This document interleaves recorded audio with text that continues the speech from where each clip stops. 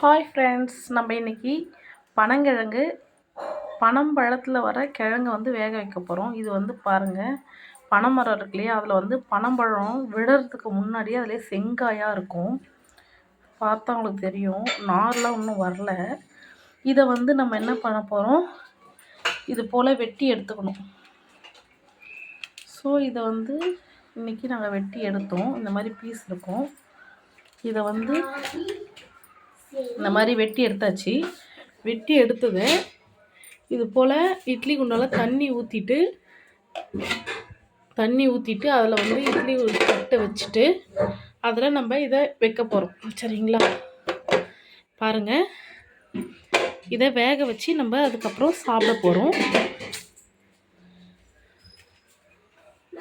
இது பனம்பழம் வரத்துக்கு முன்னாடி. சரிடா, சத்தெல்லாம் சரி ஒன்றா.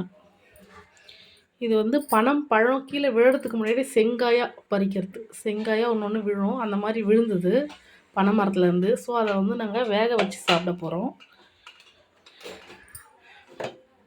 பனம்பழமும் நிறைய இருந்தது. அதை வந்து சுட்டு நெருப்பில் வந்து அப்படியே போட்டு சுட்டு சாப்பிட்டேன்னா அந்த பித்த தண்ணி அதில் இருக்கிறதெல்லாம் வெளியே வந்ததுக்கப்புறம் அதை சாப்பிடலாம். ஸோ இதெல்லாம் வந்து ஒரு 15 மினிட்ஸ், ஒரு 10 மினிட்ஸ் வந்து வேக வச்சா போதும். இது வெந்ததுக்கப்புறம் எப்படி இருக்குன்னு பார்க்கலாம், நம்ம சாப்பிடலாம். அவ்வளோதான், ஒரு 15 மினிட்ஸ் வேக வச்சுட்டு இதை அப்படியே சாப்பிட வேண்டியது தான். ஓகே, இப்போ நம்ம க்ளோஸ் பண்ணிடலாம். ஸோ இப்போ பனங்கிழங்க நம்ம பனம்பழத்துடைய இதுவை நம்ம அந்த கொட்டையெல்லாம் எடுத்துடணும். அதை சுற்றி இருக்க அந்த சதை பகுதியை மட்டும் வந்து கட் பண்ணி இது போல் வந்து இட்லி தட்டில் போட்டு வேக வச்சுக்கணும். ஒரு 15 நிமிஷம் கழித்து நம்ம எடுக்கலாம். இப்போ மூடி வச்சிடலாம். அவ்வளோதான் ஃப்ரெண்ட்ஸ், 15 நிமிஷம் கழித்து இதை எடுத்து அப்படியே சாப்பிட வேண்டியது தான். ஹாய் ஃப்ரெண்ட்ஸ், இப்போ வெந்துட்டுருக்கோம். 15 மினிட்ஸ் ஆயிடுச்சு.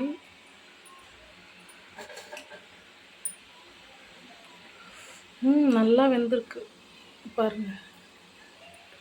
அவ்வளோதான், வெந்துருச்சு. நம்ம இப்போ கேஸை ஆஃப் பண்ணிடலாம். Okay, ready. இவ்வளோதாங்க. பனம்பழத்துக்கு முன்னாடியே செங்காயாக இருக்கிறத எடுத்து கட் பண்ணி நம்ம ஒரு ரெசிபி ரெடி பண்ணியாச்சு. ஓச், நல்ல வாசனை.